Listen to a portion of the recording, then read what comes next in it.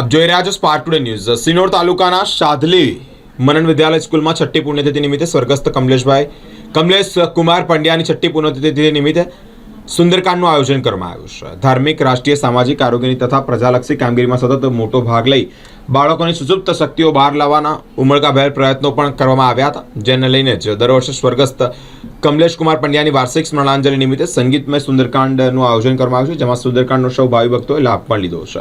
શ્રી અશ્વિન કુમાર પાઠકજીના મધુર કંઠે બાળકો સુંદરકાંડ પાઠનું પઠન પણ કર્યું છે।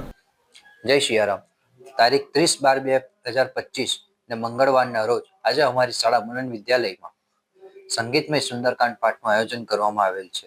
આ સુંદરકાંડ અમોએ અમારા પૂર્વ આચાર્ય શ્રી સ્વર્ગસ્થ કમલેશ કુમાર અમનલાલ પંડ્યાના શ્રદ્ધાંજલિ નિમિત્તે કરેલ છે।